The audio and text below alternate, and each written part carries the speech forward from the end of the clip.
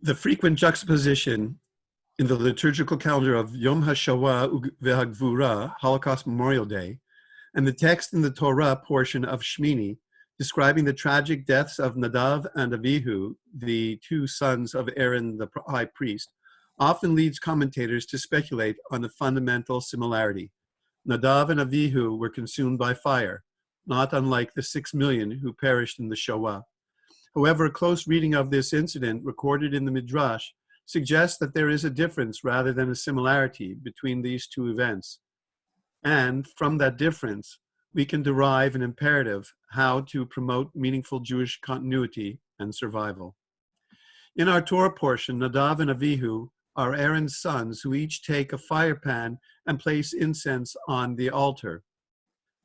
We read from Leviticus chapter 10, "And they offered before the Lord alien fire, which the Lord had not enjoined upon them. And the fire came forth, and the Lord had consumed them. And thus they died at the instance of the Lord." The Midrash, various collections of biblical exegesis, offers a number of commentaries on this event, each attempting to explain the deaths of Nadav and Avihu. According to many readings of the text, Aaron's sons were punished by divine fire, and the sages differ only in determining their offense, that ranged from intoxication to innovating an incense ritual to even presumption of their father's position.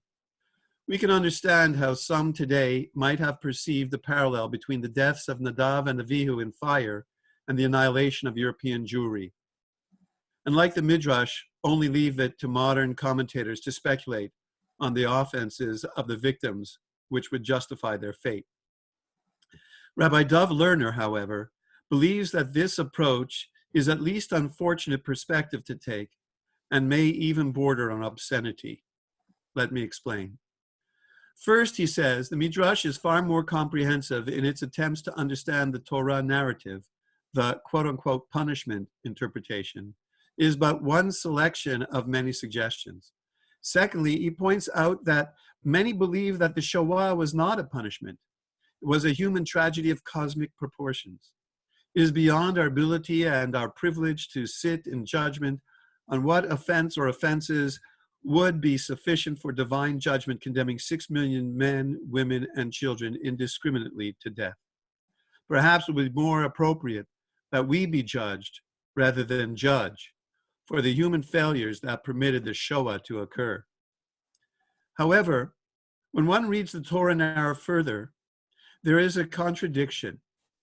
Leviticus 10 verses 4 and 5 say, Moses called Michael and Elzaphan, sons of Uziel, the uncle of Aaron, and said to them, "Come forward and carry your kinsmen away from the front of the sanctuary to a place outside the camp." They came forward and carried them out of the camp by their tunics.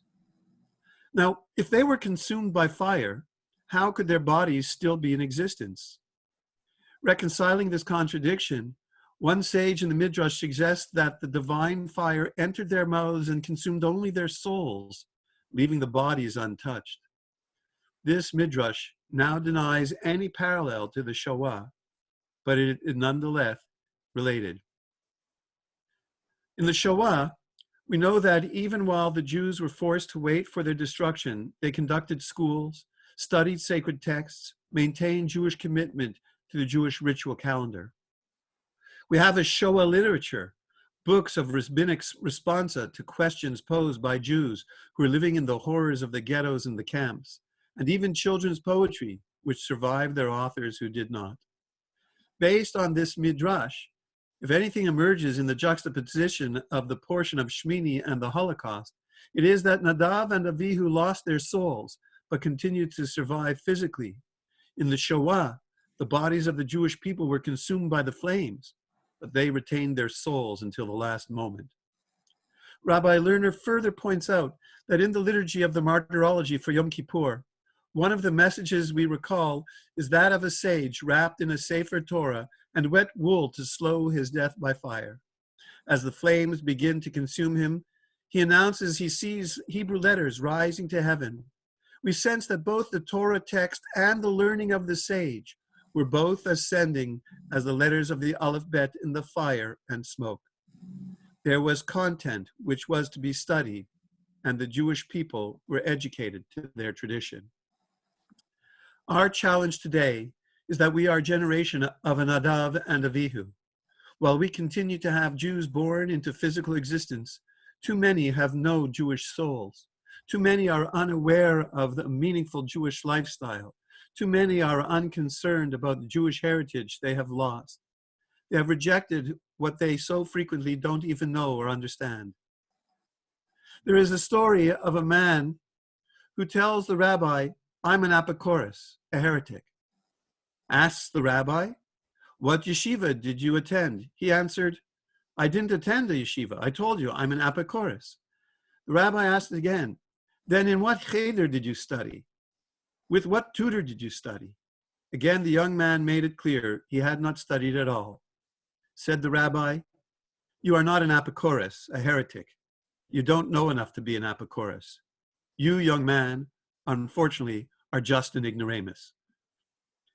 The remedy is not new, but it needs additional restatement. We need to feed the souls of our Jews today in programs addressing all ages. Rabbi Lerner rightly concludes that we need to provide the content of Jewish learning and the skills of asking questions and weighing answers. We need to provide the alternatives which our tradition has preserved, which model flexibility and survivability, rather than postulate absolute catechisms of fact and truth. And we must supplement academic cognitive learning with effective, hands-on Jewish life experiences, which celebrate this simcha shel mitzvah, the joy of living Jewishly.